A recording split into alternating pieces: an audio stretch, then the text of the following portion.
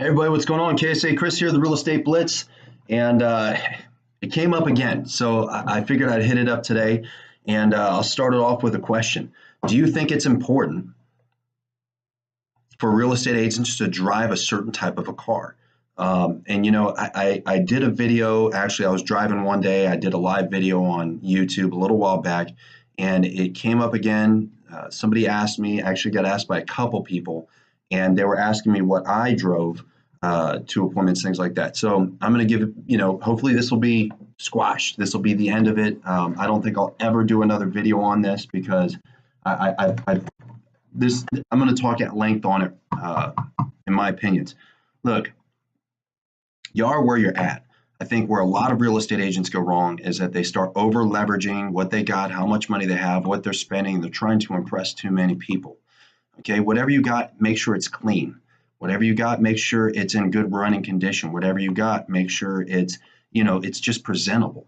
I got a buddy of mine, he's $1 million plus a year agent, and he drives a minivan, and it's not even a very good looking minivan. It isn't. I think if you have a nice looking vehicle, it helps. The way it was put to me when I asked the same question more or less to a mentor of mine years ago. And this is what he said. He said, showing up in a nice car, whether it's a Bentley, because he drives really nice cars. He says, whatever that is, it'll help as far as first impressions. But at the end of the day, they're working with you. They're going to be selling their house with you. They're going to be buying a house with you. That's it. You're selling you and who you are. Make sure you're clean. Make sure you're presentable. Make sure your car is clean. Make sure your car is presentable. But,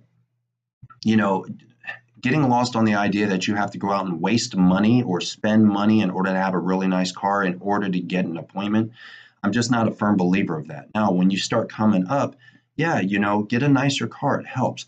What I personally drive is what I personally drive. I didn't start that way. I used to go to listing appointments in a pretty rough, beat up Jeep.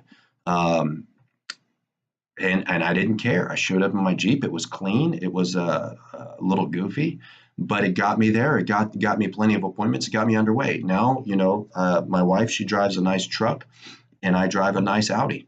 That's what I drive now. But I didn't put myself in a financial position to get to that point. And I think that's where people go wrong. They think this is where agents are always broken. They keep thinking, if I have this next thing, if I have this new tool, if I have this new thing, somehow I'm going to get more business. That has nothing to do with you getting more business.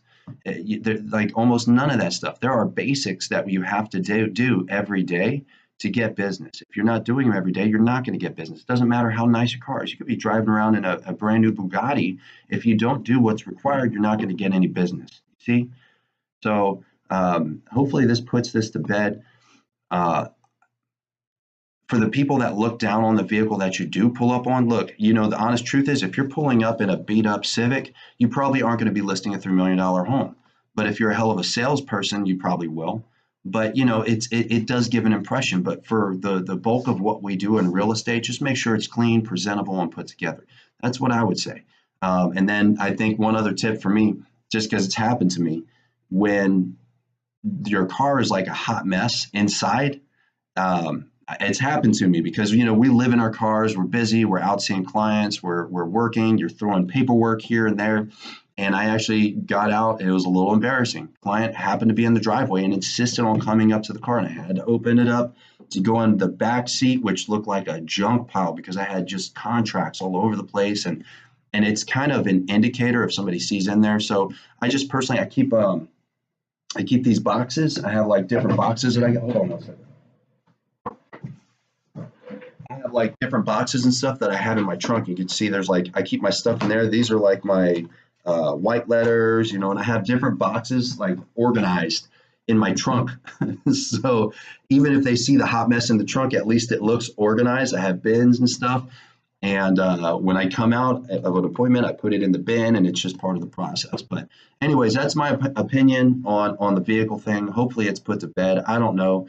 I'm sure everybody's still going to, oh, I have to have this beautiful car. And look, if you can't afford it, if you can pay cash for it, then get it. If you can't, don't do it. It's just not worth it. We live in a flux business, hand to mouth in a sense. So just don't Don't get lost on that. There's other things to get lost on, like conversions, like lead generation, like exposure. That's the stuff you should be getting lost on, not your car. Anyways, that's all I got. Appreciate you. Do me a favor, like, share, comment, subscribe to the channel. And on YouTube, the Real Estate Blitz. Check me out on Facebook. Check me out on Instagram, which is KSA Kris, Chris with a K. And I'll talk to you all later. All right.